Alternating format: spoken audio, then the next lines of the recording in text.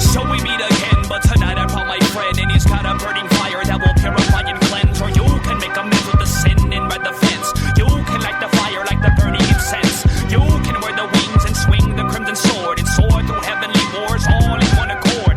Or you can keep the demons bubbling up.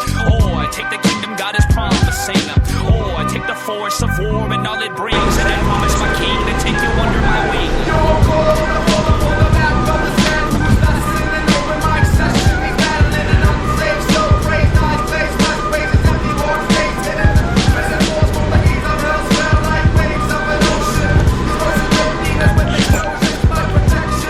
Joe the Shirt is off the cuff.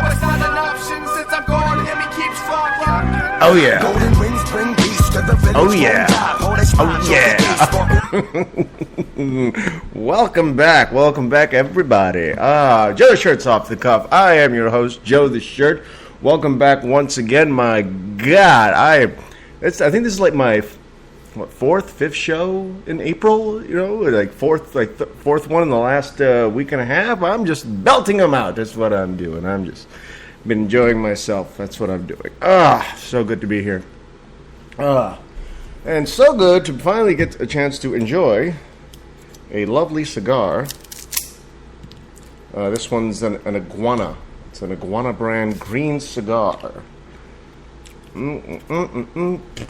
Excuse me while I light up here. Oh yeah.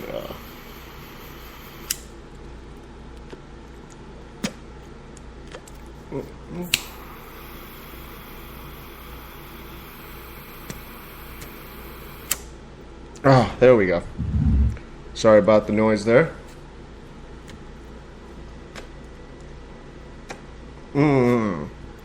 Joe the Shirt's off the cuff. I am your host, Joe the Shirt. This is my show, Off the Cuff. Thank you for listening in with me today. It's always good to have you guys here. All, 20 of you. But I'm glad you're here anyway. Today's show is called 3 Magic Little Words. And I'll get into that in just a second. But not before I let you know who's bringing you the music today. Today's music is brought to you by the one and only Red Cloud. That was his first song, Angels. This is a new performer, new artist here on Joe the Shirt's Off the Cuff. Red Cloud. He's and so far I'm liking him, which is a rarity on my show. Because I go with the music that's available to me. And you may have noticed it's not the highest quality every now and again, but every now and again, like today, I find somebody I do enjoy, and today it's Red Cloud. I don't know if he's like a Native American Indian or anything, a Native American. Should you call Native Americans Indians? I mean, they're not really Indians. I mean, people from India are Indian, but there are similarities, long jet black hair and dark brown skin, but beyond that, and the big and brown eyes, but beyond that, no, there's nothing at all for them alike at all. So today's topic, 3 magic little words, and just to be clear here, I'm not talking about I love you, okay? I love you are not the 3 magic little words I'm going with today. Okay, those are, mind you, not that they aren't magic words. I love you, absolutely a magic word. Magic words, absolutely. I mean, they can magically make a teenage girl's panties drop right the fuck off. I mean, it's incredible. You got to get them while they're teenagers too. When you're a young guy, you got to use that I love you when you're young, because the chicks will believe that bullshit. Can't use that shit when they're in their mid-20s and above, because they won't believe any of it. By that time, they're all jaded and shit, and for good reason. That reason being men. But just letting you know. But yes, no, those are not the 3 magic little words that I was going with. The 3 magic little words I'm going with today are actually, one of them is in the other one, I love you. One of them is in there. The 3 magic little words I'm talking about today is I don't care.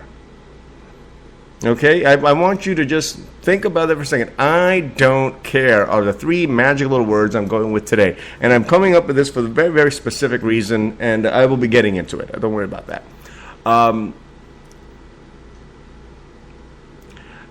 The reason I guess one of the biggest reasons I'm coming up with this today is because, you have the magic words, I love you. And some people would like to think that the opposite of I love you is I hate you, and that's not true. Hate and love tend to be, two sides of the same coin, but they're not necessarily opposites. Okay?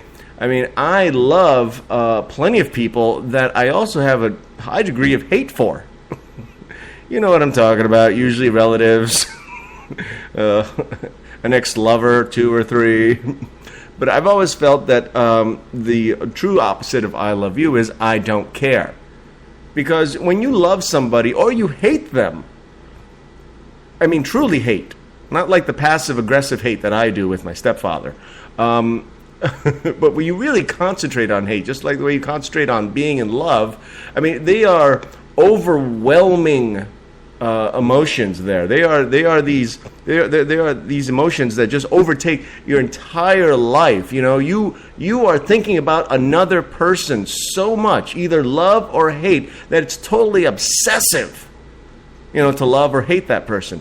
But when you say I don't care, that's where the true opposite of I love you and I hate you is. I don't care. You do not give this a second thought. Hell, you don't give it a first thought. Good cigar. And I bring this up for several reasons. Because you will very rarely piss somebody off quite as much than with other than with the words I don't care. Have somebody tell you something that is deeply meaningful and important to them, and then when they're done telling you what it is they're telling you, say, I don't care. You will not believe the indignation, the rage, the hurt in their eyes. You might get swung upon, all right? And the reason why is because it's way more hurtful, I think, than I hate you. When you tell somebody that you don't care about what they're saying or what they're doing, you are completely disregarding what it is they consider important. And this is one of those things that I think we all do a lot more than we're willing to admit to. I think that people in general really don't care about most things on the planet. But nobody wants to admit to that. Nobody wants to cop to the fact that they don't care. I've admitted to it. I've copped to it many, many times. Unless it concerns me or the people and things in my life, I don't care. But it's a wild thing to say to somebody. A perfect example of this happened to me last week. I was over at the 99-cent store, as I am prone to do, because let's just say my financial situation is not what I hoped it would be by this time in my life. But there I was. And there was a homeless person hanging out at the 99-cent store, which you've all heard my rants upon. Obviously, my financial situation is not where I'd like it to be. What makes you think I'm going to give you money as I'm going in or out of the 99-cent store? I'm trying to put together food for the week on $21. Okay, so obviously asking me for money is not the way to go. But this guy asked me for money, and I said, he goes, this is what happened. He was like, hey, man, can you spare some money, man, to get something to eat? And I was like, and I just said it to him. No. I didn't make any excuses. I didn't say things like, no, I don't have it on me. I didn't say something like, I'm paying all in plastic today. Or I didn't make believe that I didn't hear him, and I didn't make believe that I didn't understand him. It was like, ¿Qué tú dices? No entiendo. No, I didn't do that. I just said no. No, I don't want to give you any fucking money. I just don't want to do it, okay? And basic reason for that is I don't care. I really don't about this person in general. But and I will elaborate that. I don't want you to think that I'm a monster, okay? But here's what happened that really pissed me off. There was a tranny hooker at the 99-cent store that caught this, that heard this. And as I right after I told this person, no, I'm not giving you any money. This person, this tranny hooker, this man in a sequin miniskirt, silver, I believe, said to me, "Hey man, that's messed up," and to which I say, "Well, I don't care." See, here that's a double I don't care. I don't care that this person wants money and I don't want to give it to him, and I don't care that this tranny hooker doesn't like me for what I just did. This tranny hooker who has an opinion about me and how I conduct my life. I don't care. That's what I said. And to which he said, that's a really fucked up way to live, man. I'm like, who gives a shit what you think? I don't give a fuck what you think, all right? I don't give a fuck about your opinion. You're a tranny hooker. I don't give a fuck about tranny hookers or their opinions, I'm trying to feed myself at the 99-cent store. You think maybe I have other things to worry about other than what a tranny hooker thinks of, how I deal with the homeless? Fuck you. And, and what the funny thing to me was he wasn't even a really good tranny hooker. I mean, yeah, he was wearing the mini skirt with the sequins, the silver sequins, and he had like a cute little pink top on. But he also had a beard. And I'm not talking like a light shadow, 5 o'clock shadow. He needs a shave. I'm talking he had a full on, Muhammad the Prophet style big ass beard with eye makeup and cheek makeup and and then the silver sequin mini skirt, and he was wearing lipstick and shit, but he had a fucking beard. And you know what? Fuck no, I don't give a shit about your fucking opinion about me. I don't care. Okay? You know what? The day I need a tranny hooker's opinion, let it be about a subject he might actually know something about. Like if I wanted advice on how to take a dick in my ass for money, then yes, then I talk to a tranny hooker about, what's the best way to take a dick in my ass for money? I want to make, I want the money, and I want the guy to get off, but, I don't want him to, tear up my asshole. How do you do that exactly? When I want to learn how to die of some venereal disease because I've been getting paid to get fucked in my ass without a condom, then I'll go to a tranny hooker. Or not. Maybe I won't. You know what? I have gay friends. Lots of my friends are gay. You know what? If I want advice on how to get fucked in my ass, I'm going to go to a friend, not some cheap hooker on the street, okay? I'm going to go to my buddies, and I'm going to ask them, hey, man, how do you take a dick in your ass comfortably? And, let them give me advice. Well, first of all, you need lube. You need to be relaxed, so maybe a little Molly would be a good idea. Some ecstasy, to get you relaxed, And then, just tell him to take it easy, take it slow. And then once you get used to it, he can really, pump you in the ass, Joe. Just really pound you in the ass. Really fuck you really, really hard in your ass. And you know what? It won't even matter. And after a while, you'll get into it, and you'll get him to come real quick. So that way you're just done. You can go home and watch Game of Thrones. I'm going to go to a friend. When the day comes that I need advice on how to get fucked in my ass for money, I'm going to go to a friend. Fuck these tranny hooker bastards. And there's more to come. Pun intended. Let's do some celebrity birthdays from the last couple of days, actually. Let's go with April 25th. That was Saturday. If you had a birthday on April 25th, you shared that birthday with the one and only Al Pacino, turned 75 years old. Tim Duncan of the San Antonio Spurs turned 39.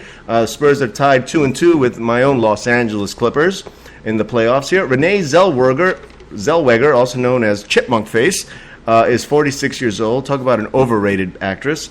Let's see. Fish is 57. He's the rocker. Actor Hank Azaria is 51 years old. You may have known him from many, many movies, including The Birdcage, and from TV shows such as the voices on The Simpsons of Apu and Mo Sislak from Moe's Bar, Moe's Tavern, yeah.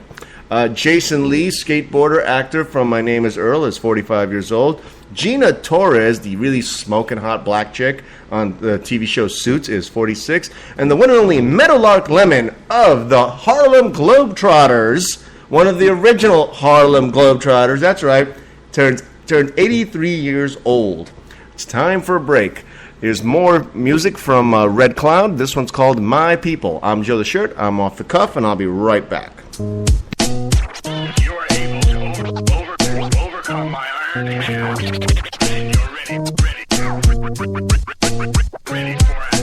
Hate does not exist, and this dojo does it. No sensei!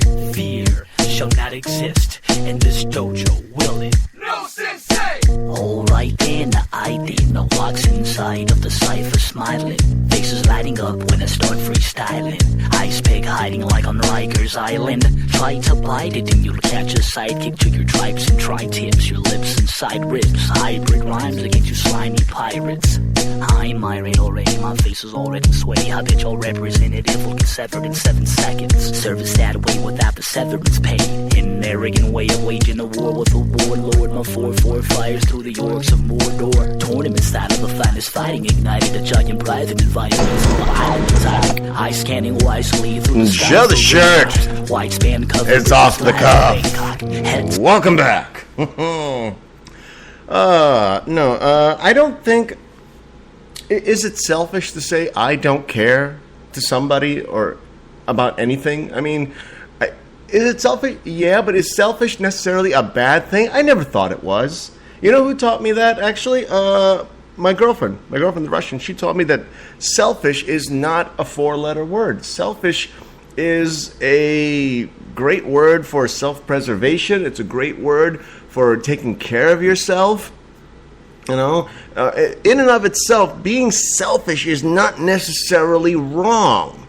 You know, not caring about others is not necessarily wrong. Things happen on this planet each and every single day, and more often than not, you may not realize it, but you actually don't care. Okay, here's an example for you. Last week, here in Los Angeles, we had a march commemorating the genocide of 1.2 million Armenians. Some people estimate that it's higher, maybe 1.5 million Armenians who were under rule by the Ottoman Empire, the also known as Turkey, the Turks, the Turkish government. According to them, more than 1 million Armenians were systematically slaughtered, murdered, and just wiped off the face of the planet. And to commemorate this, the centennial of the slayings under the Ottoman Empire included a 6-mile march to the Turkish consulate here in Los Angeles, which included speeches and rallies, and it was a big, big deal, okay, because I did not know this earlier, but Southern California has the largest number of Armenians in the United States, and as a matter of fact, we're talking about roughly 200,000 Armenians living in Southern California, about a third of those living right here in Glendale. Okay, now to commemorate this, aside from the march, they also had on a Friday they designated the intersection of Hollywood Boulevard and Western Avenue as Armenian Genocide Memorial Square, which is an area that is part of Little Armenia here in Los Angeles.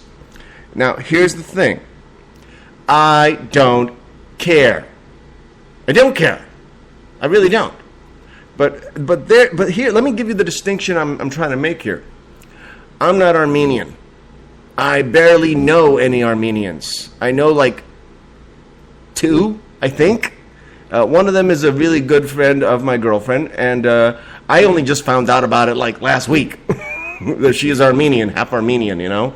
And I love her. She's a fantastic lady. But I don't care that 1.5 million Armenians were killed. Let me explain. I care that 1.5 million people were slaughtered. They were killed. They were murdered.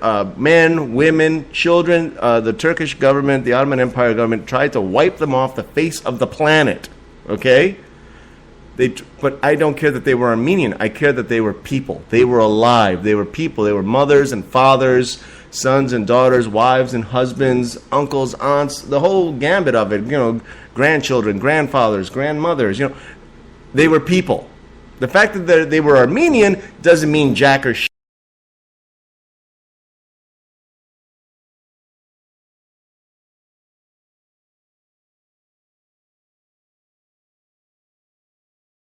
World War II and the Holocaust. Do I care that over 6 million Jews were killed? No. I care that 6 million people were killed. And a lot more beyond that. A lot more beyond just the Jews. We're talking about soldiers on both sides, civilians on both sides. We're talking about Japanese people, Italian people, German people. Germans that were not Nazis were killed. Okay, Germans that were not Nazis, they weren't Jews, they were just German citizens that happened to live in Germany while there was a world war going on. You know what? When the Allies attacked Germany, they didn't they didn't go out of their way to find out, well, which houses are Nazi supporters and which ones aren't. They didn't care. They just bombed the fuck out of Germany. When the United States, dropped off a couple of nukes in Japan, they didn't care whether or not they were nuking people that didn't support the war. It's like, oh no, we don't support the war. We shouldn't be in this. They didn't care. They just nuked them. Okay, Nagasaki, boom, gone. So I care that people died, not what particular race or religion they were. Okay, when that whole thing happened in, Sandy Hook a couple of years ago, where all those kids, it was like 26 of them, I think, were all murdered in their classrooms, when that nutcase went in there with a machine guns and just slaughtered all these kids and people that were just at school. I did not for a moment think to myself, well, were any of them Puerto Rican like myself? Which of them were white? Which of them were black? Which of them were Asian? Which of them were foreigners? Which of them, were Jewish or Catholic or Jehovah's Witnesses? I didn't care about any of that. I cared about the kids themselves, the people in that building that were just slaughtered by this psycho.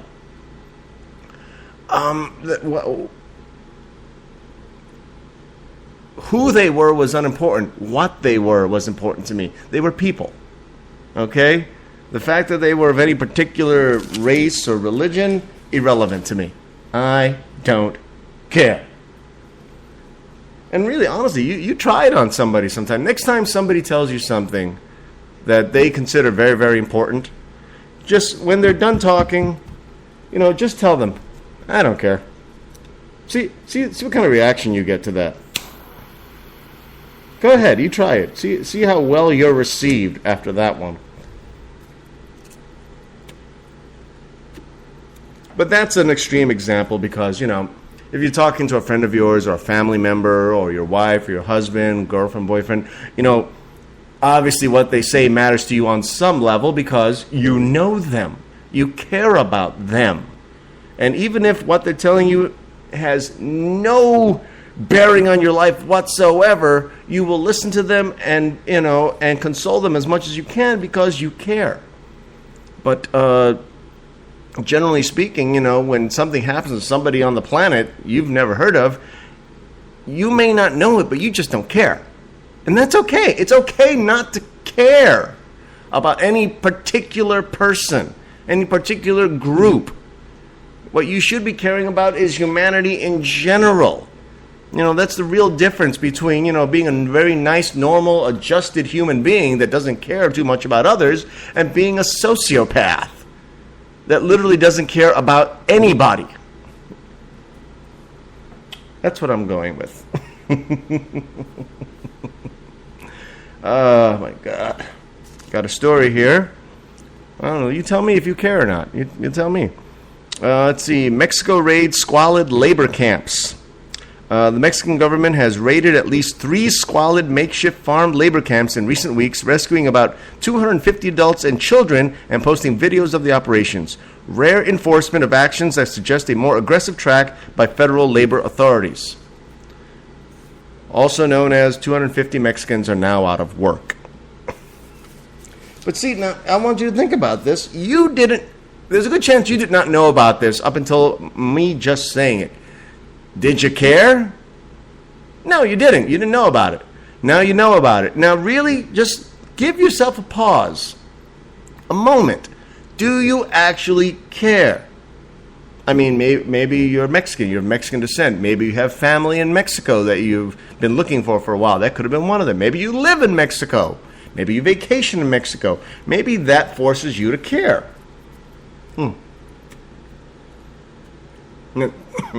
These iguanas are good cigars. Now, I know it comes weird coming from me that I say this, because here I am on the internet spewing whatever it is I spew, trying to get you to care about what it is I'm saying. And if you do, great, I thank you. If you don't, I understand, but I don't understand exactly why you're listening in the first place then. But, you're here, you're listening, thank you. And thus, I care. Okay, let's see what else we got here. This is a story that I've been wanting to talk about for forever, actually. You're all familiar with the actor, director, writer, Ben Affleck. We all know Ben Affleck. He's going to be the new Batman in the Batman versus Superman movie coming up next year. Or is it this year? Is it coming out in like Christmas? Something like that. Anyway, and I'm looking forward to it. And I'm on record as of like a year ago saying that I was perfectly happy with Ben Affleck playing Batman. Okay? Most of you guys don't know much about Batman, or you think you know something about Batman, but I am a true comic book nerd. So I'm telling you, Ben Affleck is a good choice. Anyway, recently, Ben Affleck was part of a genealogy series from PBS known as Finding Your Roots, wherein they explore the ancestry of famous people and see what it is, was going on with their ancestors long, long ago. What happened, hundreds of years ago that now affects the person you know today. Okay. Well, apparently there was a little bit of an issue. Apparently it was found out that one of Ben Affleck's distant relatives was a slave owner. He owned slaves, okay? And when this was found, Ben asked the nice folks over at PBS to please edit that part out. Don't concentrate on that part. Don't mention it if you could. All right? According to this, let's see. He urged the producers to delete references to an ancestor who had owned slaves. An uproar ensued last week, and hacked emails about the dust-up were published on WikiLeaks. Affleck took to Facebook late Tuesday to apologize and explain. This is Ben Affleck now. Quote, "I didn't want any television show about my family to include a guy who owned slaves. I was embarrassed. The very thought left a bad taste in my mouth. I regret my initial thoughts that the issue of slavery not be included in the story. We deserve neither credit nor blame for our ancestors, and the degree of interest in this story suggests that we are, as a nation, still grappling with the terrible legacy of slavery." End quote. Does anybody care that Ben Affleck's, distant relatives that have been dead for a long time own slaves? Does that affect your opinion about Ben Affleck in any way whatsoever? Not me, Okay, here's the thing. I'm a little split on this one. I agree with Ben Affleck. You know what? We all have things about our history, be they direct and personal or distant relative, that we're not exactly proud of, okay? We all have skeletons in our closets. But the point to me here is, this is something that somebody else did, over 100 years ago. Yeah, okay, just like, I'll actually get back to that one. But he didn't do it. Ben Affleck is not a slave owner. Ben Affleck doesn't own slaves. You know, Ben Affleck's dad didn't own slaves. His grandfather didn't own slaves. His great-grandfather didn't own slaves. Some asshole from a long time ago had slaves that happens to be related to today's modern Ben Affleck. Do you care? And that and more when we come back from this break. I'm Joe the Shirt. I'm Off the Cuff. And here's more music by Red Cloud, also known as My People. We'll be right back. You are able to overcome my iron hand. And you're ready for action. Hate does not exist, and this dojo does it. No sensei! Fear shall not exist, and this dojo will it. No sensei! Alright then, I then walks inside of the cipher smiling. Faces lighting up when I start freestyling. Ice pick hiding like on Rikers Island. Try to bite it and you'll catch a sidekick to your tripes and tri-tips. Your lips and side ribs. Hybrid rhymes against you slimy pirates. I'm irate already, my face is already sweaty. Habitual representative will get severed in 7 seconds. Service that way without the severance pay. An arrogant way of waging a war with a warlord. My 4-4 fires through the orcs of Mordor. Tournament style of the finest fighting ignited a giant private environment on the island of Thailand. I scanning wisely through the sky for raindrops. White span coverage, it's live in Bangkok. Hands up, miles and I'm Show the Shirts. Off the Cuff. Welcome back. Talking about Ben Affleck. Before I do, though, let me do today's birthdays, actually. If you have a birthday today, April 27th, yes, I know I haven't done April 26th yet, and you'll find out about that in a little bit. But if you share a birthday today, you share that birthday with wrestler Vladimir Kozlov, is 37 years old. That's tomorrow. And, no, that's today. And the one and only Sheena Easton is 56 years old today. Happy birthday, Sheena Easton. Love her sugar walls. Anyway, talk about Ben Affleck and the PBS special, Finding Your Roots, and how he had asked the people that were producing it to please edit out the fact that, you know, one of his ancestors was a slave owner. And I 100% agree with Ben Affleck on this. You know, first of all, on two fronts, actually. First of all, I agree that, you know, I don't blame him for him not wanting people to know about his past, his family's past. You know, nobody is ever going to stand up with pride and say, hey, my great uncle was a slave owner. Yeah, he had like 300 of them, beat them to death on a regular basis, raped them constantly. Oh yeah, sold the kids off left and right, amputated a few of them just to teach them a lesson. Yep, proud. No, nobody does that. Ben Affleck is not doing that. You know, he has it's nothing to be proud of. But the flip side of that is it's nothing to be ashamed of either. Embarrassed, maybe. You know, something you don't want to talk about, sure. But it's nothing to be ashamed of because, you know, Ben Affleck didn't do it. He didn't. Okay? This is some person from a long time ago that he's never met and has nothing in common with other than some DNA. You know, so I don't blame Ben Affleck for this, you know. You know, odds are if you found out that in somewhere something horrible happened in your family's history, you wouldn't want people to know about it either. Hell. I live my life knowing that several of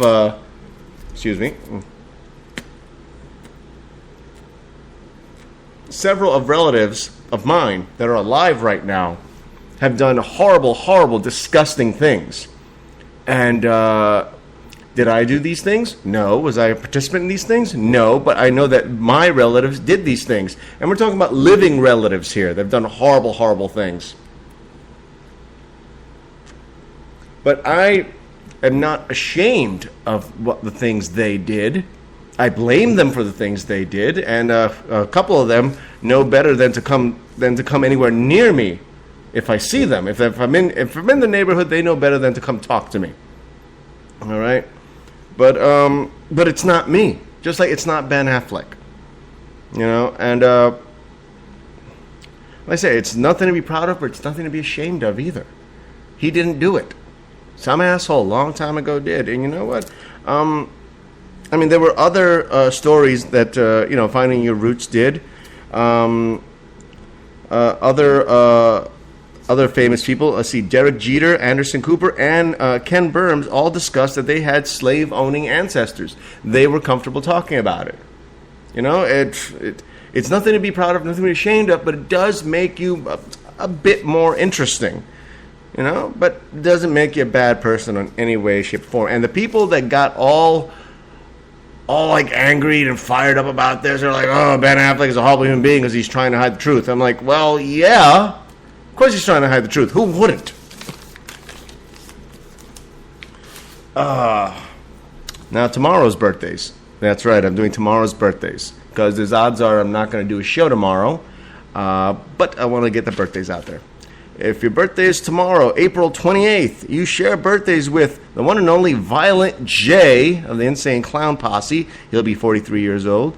Jorge Garcia, you may remember him from Lost and currently starring on Hawaii Five-0, will be 42. The one and only Anne Margaret will be 73 years old. Holy shit. Jay Leno will be 65. Penelope Cruz, do you want to talk about overrated actresses, will be 41 years old. And the very hot and sexy Jessica Alba will be 34 years old. Way to go, Jessica. Looking good. What else we got for today?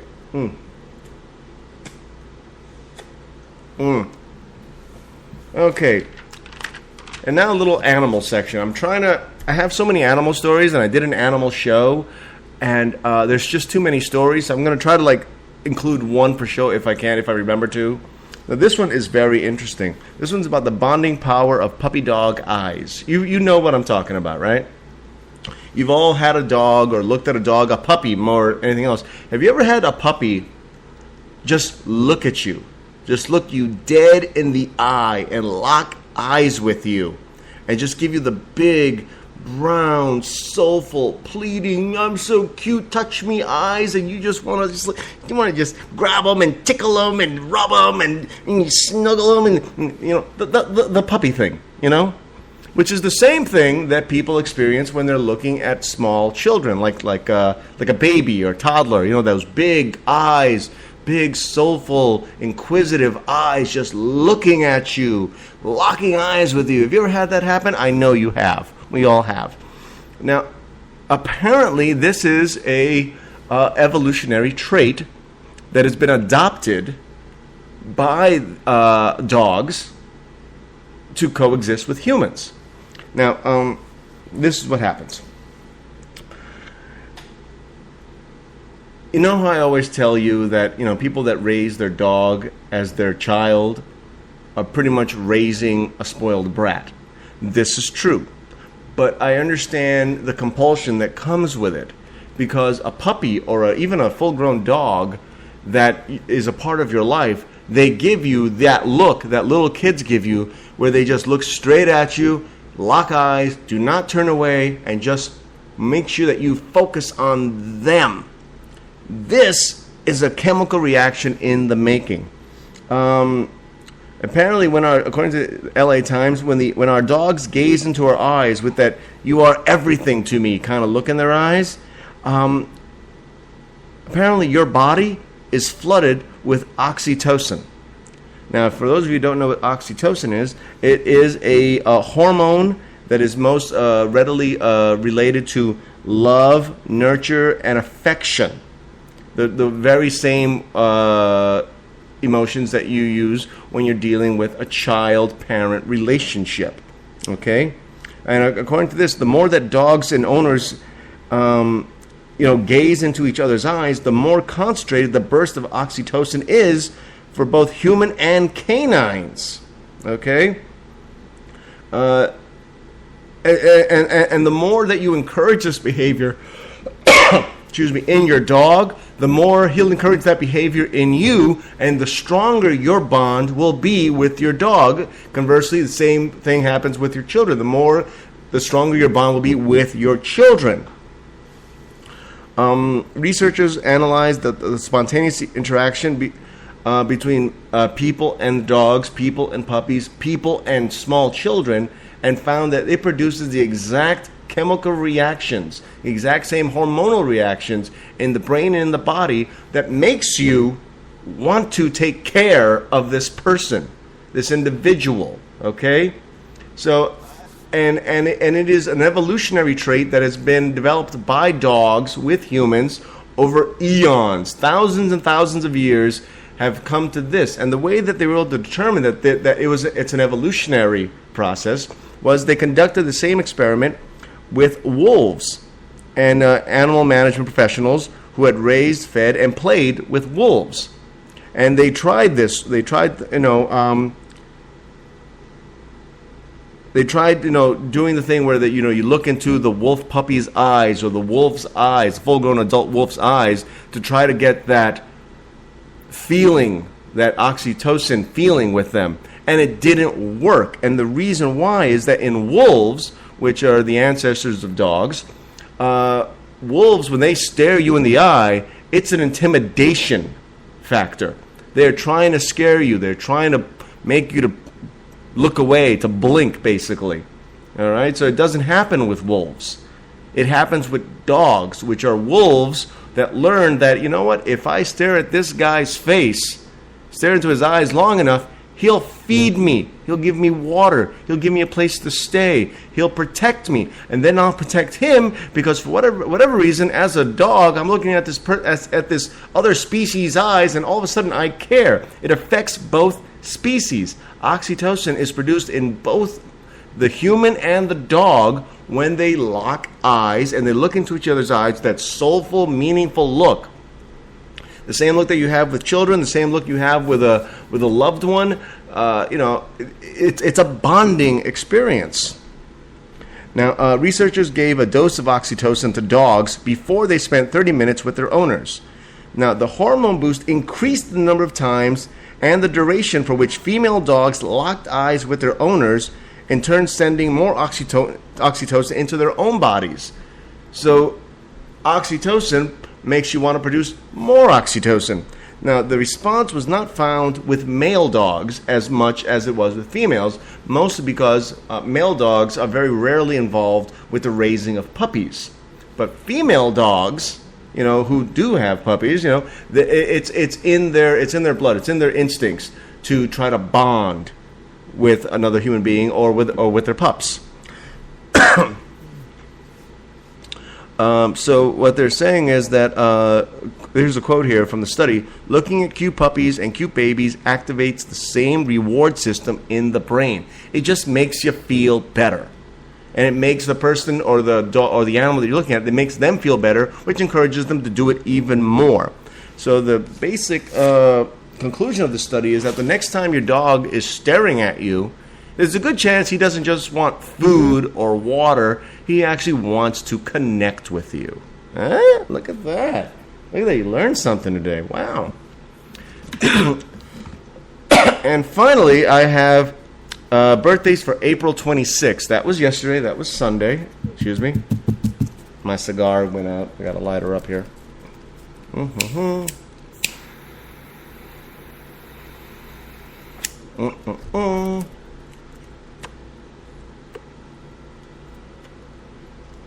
All right. Okay, if you had a birthday on April 26th, that was Sunday. You share a birthday with Channing Tatum, Magic Mike, turned 35 years old. Wrestler Kane, turned 48. Comedian, TV actor, and the current star of Paul Blart 2, Mall Cop 2, is 50 years old. The one and only Jet Li is 52 years old. Funny lady Carol Burnett is 82. And the one and only most racist owner that we know of in the NBA, not anymore an owner, but because they got rid of him, Donald Sterling turned 81 years old. Oh my God. That and more coming up, believe it or not. And the reason I bring this up, I did this last, hold on, I almost forgot about it, was that day was also the birthday for three very special ladies in my life. My sister Sandra, my friend Hillary, and my friend Fauna, all wonderful, wonderful people that I have a lot of affection and love for. And, it was their birthday. I'm not going to bother to tell you their ages because I'm pretty sure I don't want to be skinned alive by them. But, happy birthday, Hillary, Sandra, and Fauna. Love you guys all. And it's time for our last break. Go fig, right? Here's more of Red Cloud with his song, When Kempo Strikes. I believe this is all instrumentals, so if you don't understand the word of it, well, there's a reason for it. Later, I'm Joe the Shirt, I'm Off the Cuff, and I'll be right back.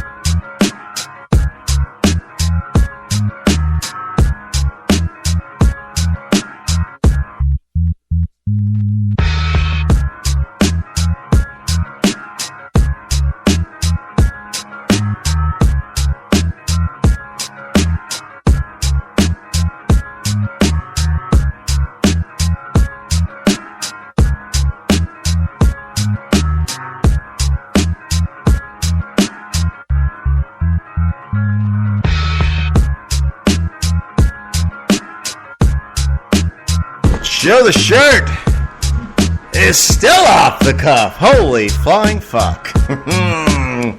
Welcome back. Oh my god. It's amazing, isn't it? How quickly the show just goes by, isn't it? It always is to me. You know, it's been so long since I've enjoyed a cigar.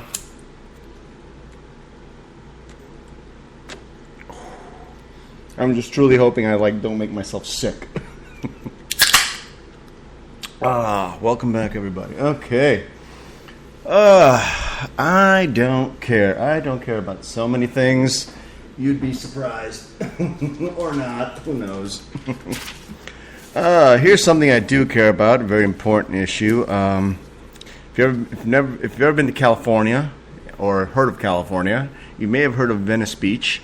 Very popular tourist attraction here. Very popular. It spawned Muscle Beach, which is very famous workout area in Venice Beach. You know, where you would see in the old days you could have seen great bodybuilding stars like Arnold Schwarzenegger. You know, so Venice Beach is they're considering a new idea for Venice Beach. Topless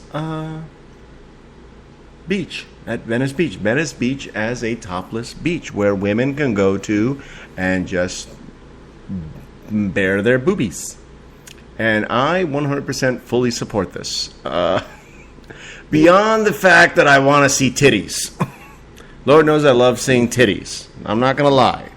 I'm a man, and as a man, I like titties. That's all there is to it.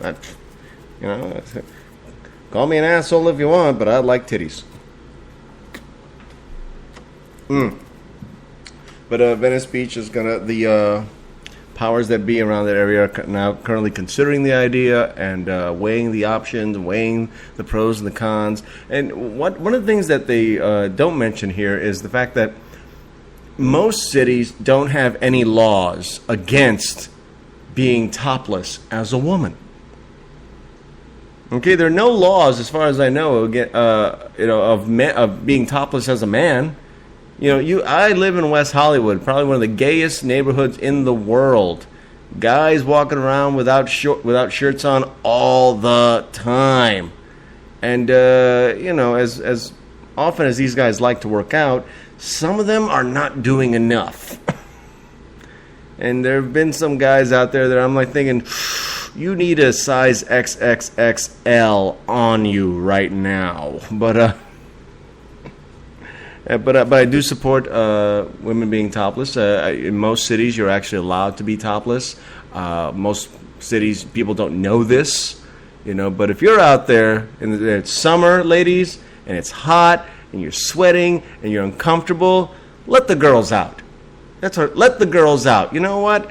Odds are that most places are not allowed to give you a ticket or harass you about it. Okay. Okay. Now, have you guys watch TV? You're familiar with DirecTV at all?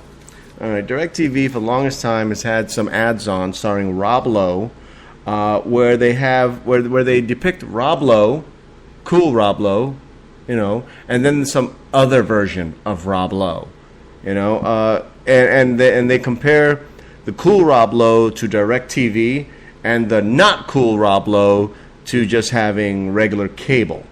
Okay, let's see. But something has happened. Apparently, Rob Lowe has DirecTV, and his alter egos, an array of neurotic losers, scary loners, and outright degenerates, have cable. That's what it says here. Well, apparently, DirecTV is going to stop airing these ads because, well, according to them, they're just moving in a different direction. But some people suspect it has something to do with the lawsuits that have been being brought up against DirecTV. Now, in the ads, you will see cool Rob Lowe and not so cool Rob Lowe. Well, Rob Lowe was saying things like, quote, "Don't be like this me, get rid of cable and upgrade to DirecTV." That's the tagline that they go with, right?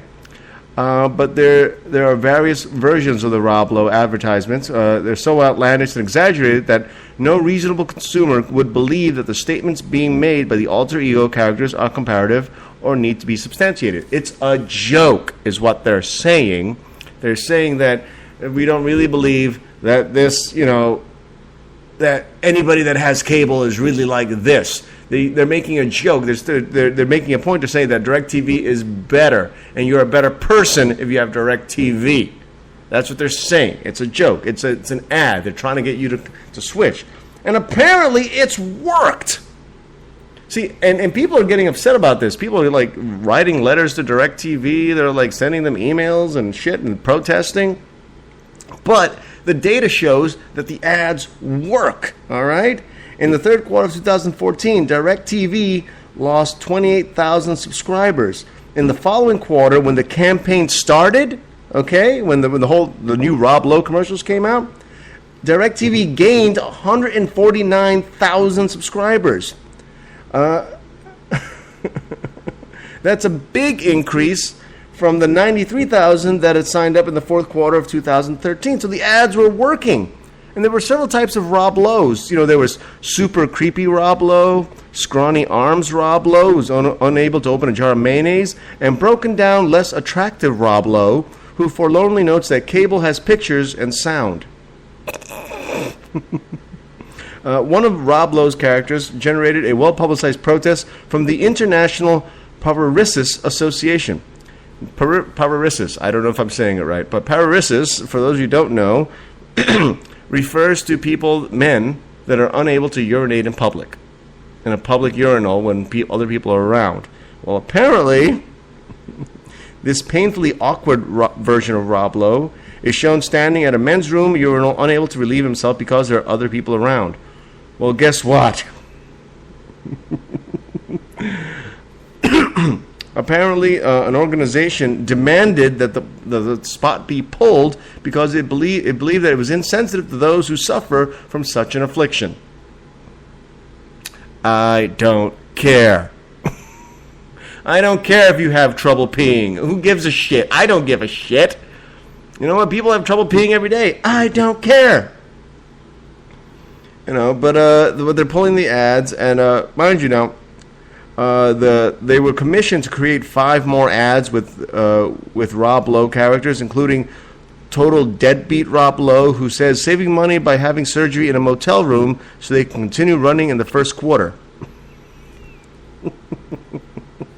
But see, this is funny to me on 2 points. One, that anybody would be so concerned about this ridiculous ad that was obviously meant as a joke.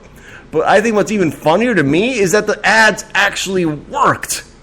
Whereas in one quarter they lost 28,000 subscribers, after the ad started they gained 149,000 subscribers. People were like, well, I don't want to be like skinny, weak, can't pee in public Rob Lowe. I want to be like cool, masculine Rob Lowe that has, DirecTV.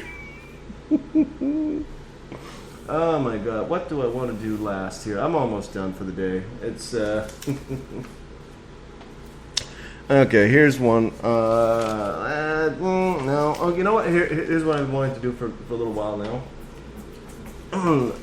More about teenagers. Because I love teenagers. Who doesn't? Apparently, the use of electronic cigarettes or vaping is on the rise for teenagers. Apparently, the percentage of American high school students who smoke traditional cigarettes on a regular basis dropped from 15.8% in 2011 to 9.2% in 2014. But with the advent of the e-cigarette, the use of them has increased from 1.5% of high school students in 2011 to 13.4% in 2014. E-cigarettes are now the most popular tobacco product used by both high school and middle school students, and shown by federal data. This includes this overall analysis includes the use of cigars, pipes, hookahs, bidis, sunas, and other smokeless tobacco. Now, one of the things that the anti-smoking campaigns is putting up, excuse me while I have another toke of my cigar here. Excuse me, pardon me. That's my very cool torch lighter.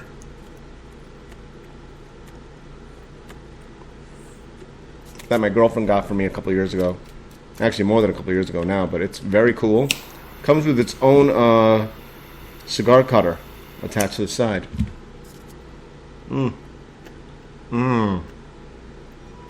That's good. Anyway, there's a big anti-smoking effort going on, especially here in California. California was the first state to raise the minimum age of buying tobacco from 18 to 21. They raised cigarette taxes by $2 a pack. Some of those tax funds are directed towards Medi-Cal California's healthcare program for the poor to help cover medical costs for those with tobacco-related illnesses. They put a ban on electronic cigarettes from bars, restaurants, theaters, and other public places where smoking is already prohibited. So, so they're not actually banning smoking; they're banning vaping, because all that's coming out of these things is, water vapor. Yes, with certain chemicals in there that are related to tobacco products, but it's not smoke. And smoke is truly what it is that kills you, not nicotine.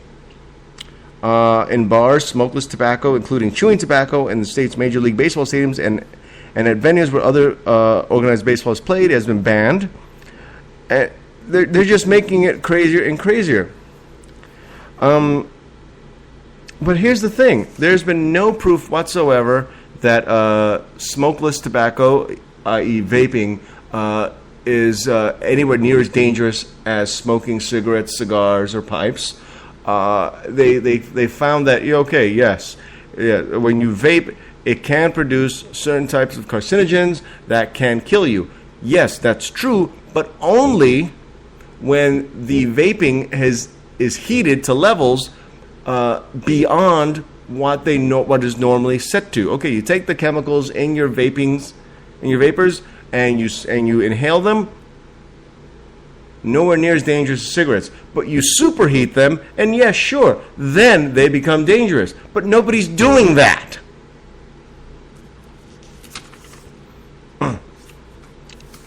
So again, this is just more of the schmucky liberals out there, the politically correct schmucks out there. They're trying to control what it is, what we do with our lives. Is smoking bad for you? Yes, we already know that. Is vaping bad for you? Could be, maybe. Is it as bad for you as smoking? No, it doesn't look like it. Probably fucking not. So relax. One of the reasons they came up with vaping is so that, you know what? I can tell you this much right now.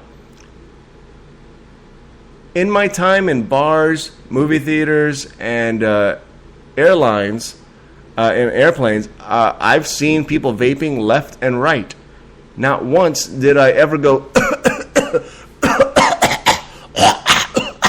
Not once.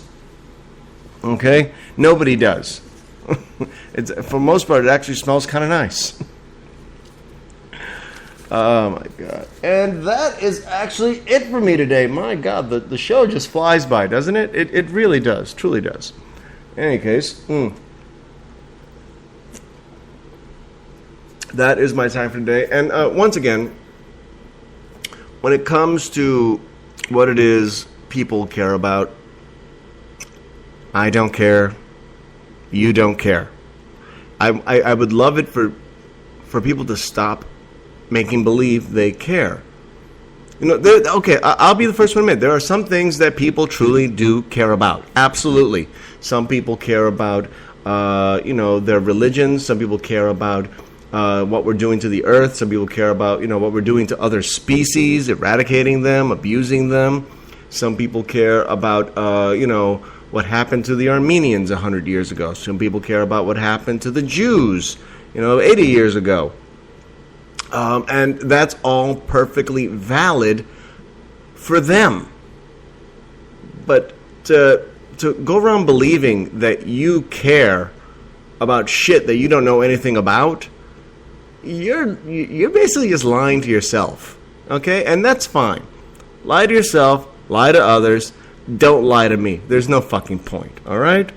And that is it for me today. My God. Oh, so much fun. Thank you for listening once again to Joe the Shirt's Off the Cuff. I'm looking forward to doing another show, preferably Wednesday or Thursday. Hopefully you'll listen into that one. And also, please enjoy the newest video I posted on Facebook, known as Ewok Lives Matter. I'm not going to explain it to you. Just see it. It's not even a minute long, okay?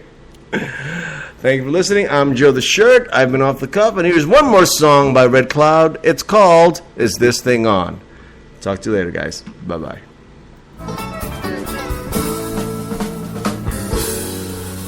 Yeah, believe it or not, this is actually the same artist.